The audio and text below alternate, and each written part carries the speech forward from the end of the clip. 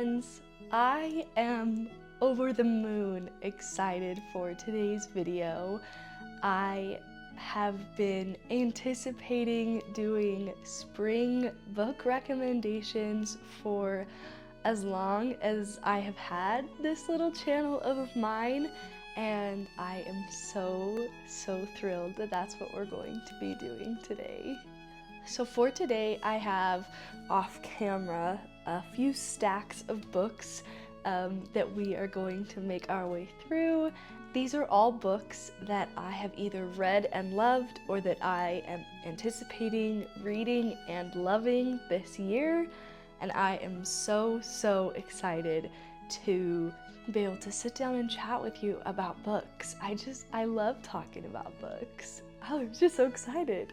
When it comes to organizing these books, I have sat and debated for so long how I want to organize them to show them to you all, and I think I'm just gonna kind of go with what makes the most sense to me.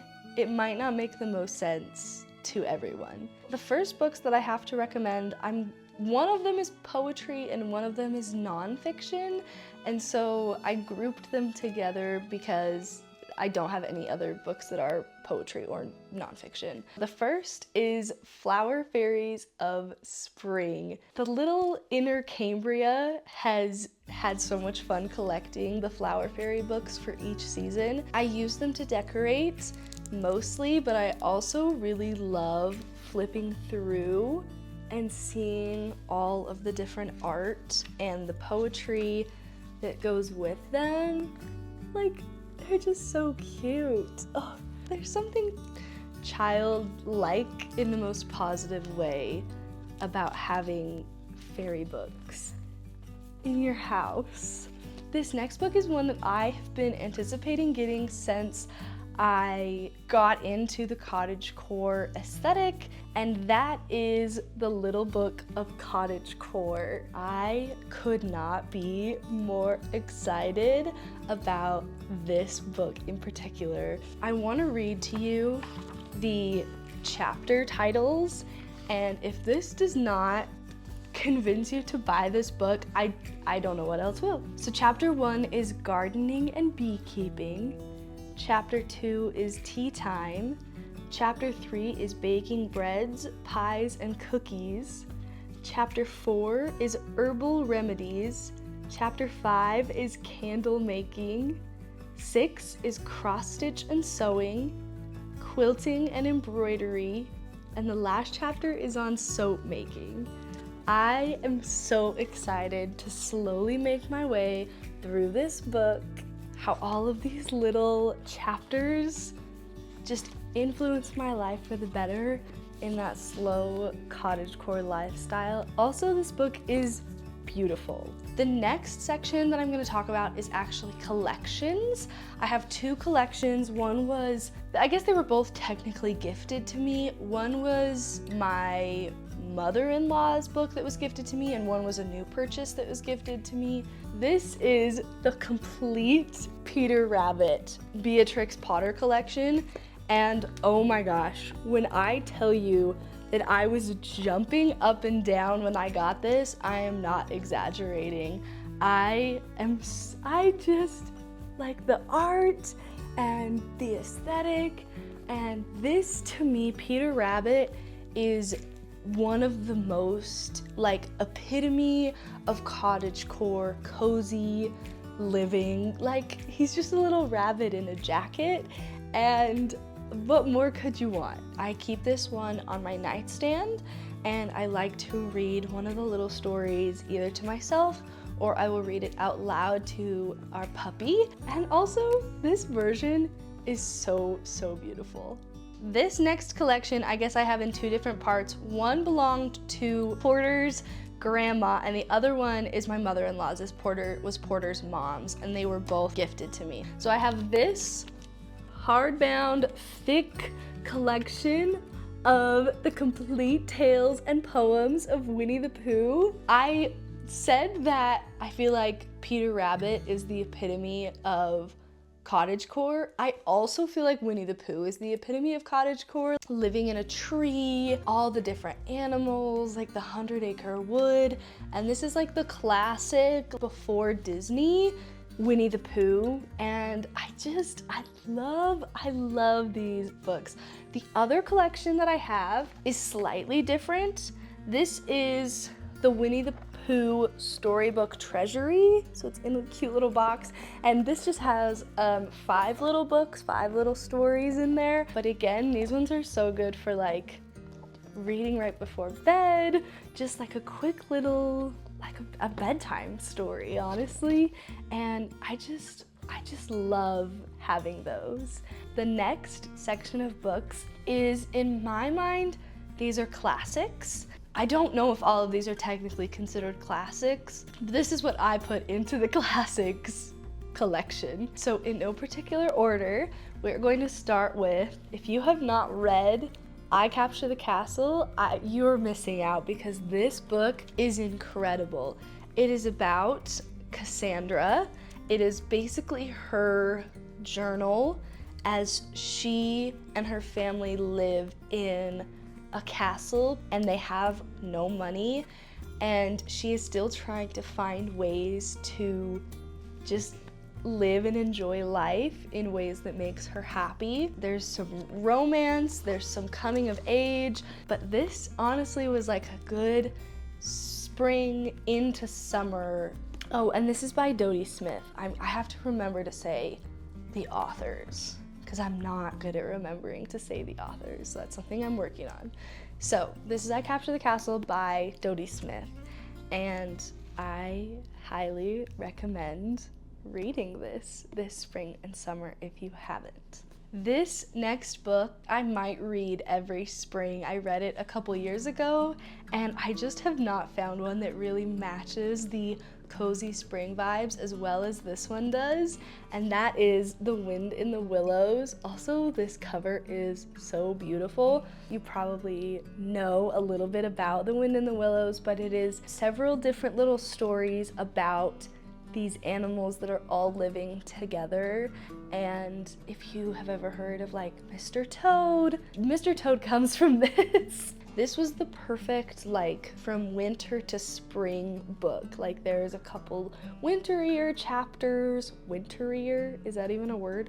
Winter-esque chapters, and then there are some chapters that are like full spring. Just so beautiful. This next one is a children's book that I have never read before. I'm reading it right now and I am really enjoying it. I don't know how I had never heard of this book until a couple of years ago, but I am really loving the imagery and the writing in this one, and that is Heidi.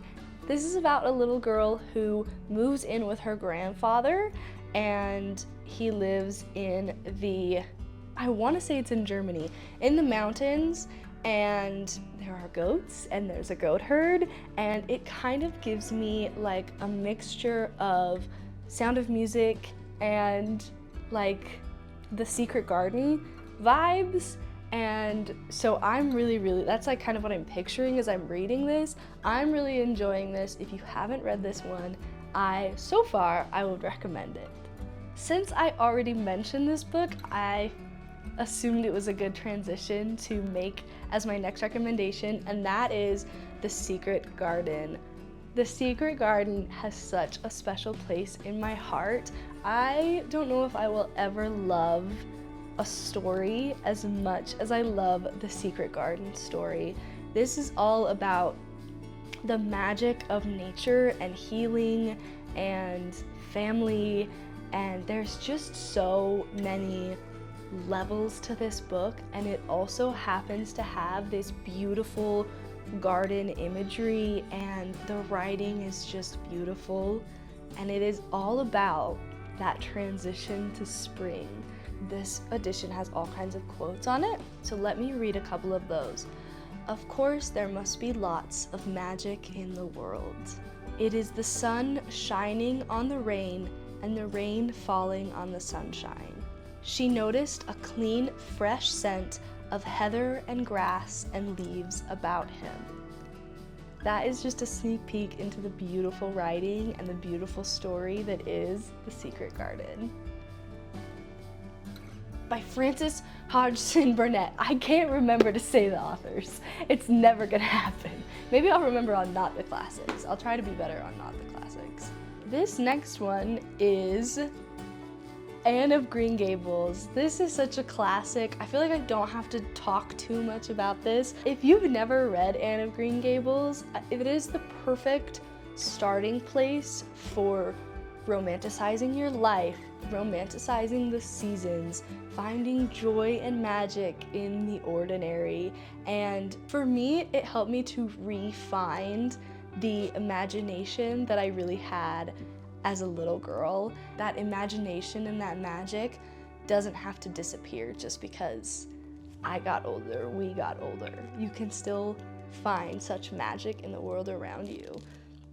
And this is, of course, by L.M. Montgomery. I also wanted to mention that I do have the full set of Anne of Green Gables, and these are so beautiful. We'll see if I can get one out.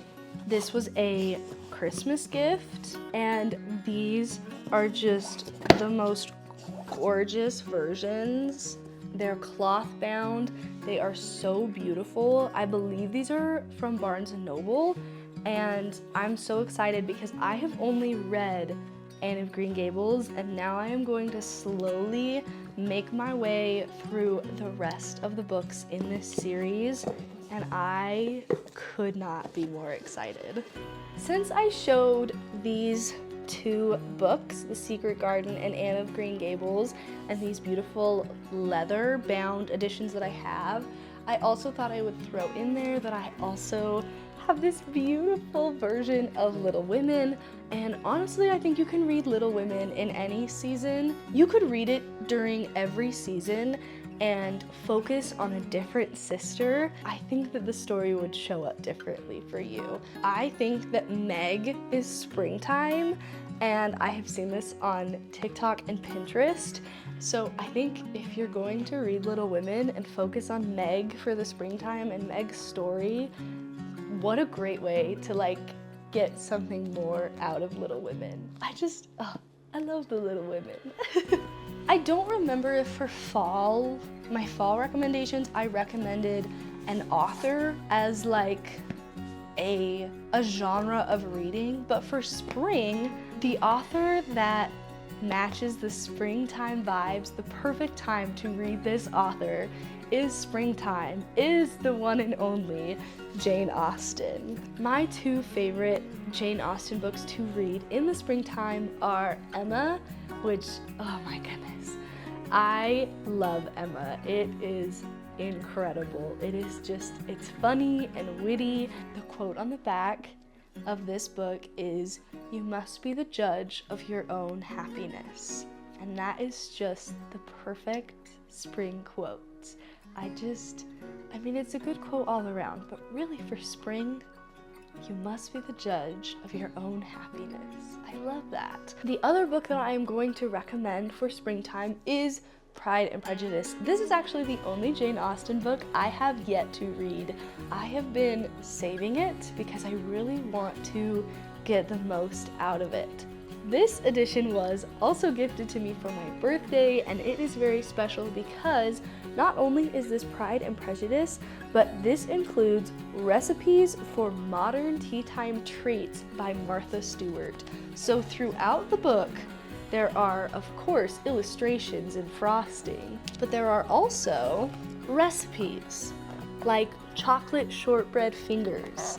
And how amazing is this to be able to make your way through Pride and Prejudice and also be able to bake your way through it. My mother got me this book, and let's just say, if this was all you knew about me was that I owned Pride and Prejudice with recipes in it, that would give you a really true insight into who I am as a person. Okay, I don't know if my categories are even still existent because I don't know if this book goes into the miscellaneous with nonfiction, if it goes into the classics, so we're just throwing it right here, and that is The Country Diary of an Edwardian Lady.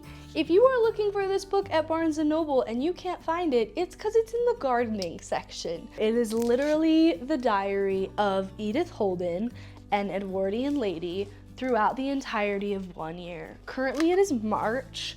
By the time this video is posted, it will be April, but this is just a little peek into the art and the quotes. So this is one of the April pages, and as you can see, it literally, April 19th, found a good many blossoms of the lousewort at the edge of the leat on the shady side. The icicles were hanging in clusters on the long mast that overhung the water. In Lowry Lane, just below the quarry, I saw one of the prettiest blackbird's nests I have ever seen. I mean, I can't necessarily give this a recommendation, but this is one of the books I will be reading this spring. These last set of books I am so excited about. Only one of these have I read, so we will start with that one, and the rest of these are books that I bought intentionally to read this spring, and I'm so excited for the books that I'm going to get to read this spring. The first book, the one that I have already read, is called The Fairy Bargains of Prospect Hill. I am not seeing a lot of people talk about this book, and it is amazing. I will include a trigger warning for some domestic abuse, which is potentially a little bit of a spoiler, but also I think a trigger warning is more important than a spoiler warning. It was just one of the most interesting books I've ever read. I'm gonna try to avoid reading the back and try to summarize it myself. Basically, on Prospect Hill, this family is able to make bargains with the fairies by leaving like a little ribbon, and then there's no rain on their wedding day. And most of their deals have been small, harmless little things to help their crops grow, to help their marriages be more successful, to help them have kids when they want to time those out. It's about these two sisters, and when one of them opens up that her husband is not exactly what she had prepared for, her sister is slowly ramping up the bargains so that they are no longer small bargains, and is making bigger and bigger deals with these fairies in order to protect her sister. This is The Fairy Bargains of Prospect Hill by Rowena Miller. Moving on to the books that I am going to be reading. I only have a few. Starting off, I am so excited to read The Blue Castle this year. This is by L.M. Montgomery, the same author who wrote Anne of Green Gables. This is a romance, and I just picked this up yesterday. She finds her one true love and the real-life version of the blue castle that she was sure only existed in her dreams. It just looks so romantic. I'm so excited for this one. This next book is The Bird Cottage. It's just Bird Cottage, not The Bird Cottage. The quote on the front says, "Beautiful, a great pleasure for birders and readers alike." I am not someone who necessarily scouts out birds, but after winter, when you can hear the birds singing, it is one of the things that brings a lot of joy to my heart to be able to walk outside and hear birds in the trees singing. This is The Bird Cottage by Eva Major. That's my best guess. This font also makes it slightly difficult to read. This next book is one that I bought, and after I bought it, I realized that I'm pretty sure my mom has this book, and I definitely could have just stolen it from her, but that's okay. This book is Eden Brook. This is kind of giving me like slightly Bridgerton vibes, like the blue dress, the building. I don't know much about this other than it's a romance, and it is a proper romance, which I'm very excited for. And also, I'm very excited for this. So this is Brook by Julianne Donaldson. This next book is one that when I went shopping at Barnes & Noble yesterday, I told myself I was allowed to pick one book that was not on my list, and so I was keeping an eye out, and this one was Barnes & Noble's pick of the month, and they had this beautiful display, and I was like, yeah, that's the one as soon as I saw it. So this is Wayward. Here's what I read on the back that made me pick this book up. Under cover of darkness, Kate flees London for Wayward Cottage, inherited from a great aunt she barely remembers. With its tumbling ivy and overgrown garden, the cottage is worlds away. There's more to the sentence, but that was all I needed to know. I will say that on the back it does talk about an abusive partner, and so I want to give that as a trigger warning. I have no idea how severe that is. Also, this book has 3 simultaneous timelines. It has in 2019, it has in 1619, and it has in 1942. And I have discovered that I love books that have more than one timeline happening at the same time. There's just something about the momentum of those books that makes them so hard to put down. So I am very excited for Wayward by Amelia Hart. That is all of the books that I have for this video. These are my recommendations for spring books, and let me know what you are anticipating reading this spring. If you have any books that are similar to these books that you think I would enjoy or anybody else watching would enjoy, please let me know. I absolutely love book recommendations so much, and it just gives me an excuse to go back to Barnes & Noble or back to the local bookshop and buy more books. And who doesn't love an excuse to buy more books? So I want to say thank you all so much for watching this video, and I hope that you are enjoying your spring. I hope that you are having some nice warm weather, some nice blue skies. I challenge you to pick up a book today. It can be any book. It doesn't have to be a spring book, and sit outside for 5 minutes and read that book. And I just think it will bring an extra little bit of magic into your life. Bye, friends.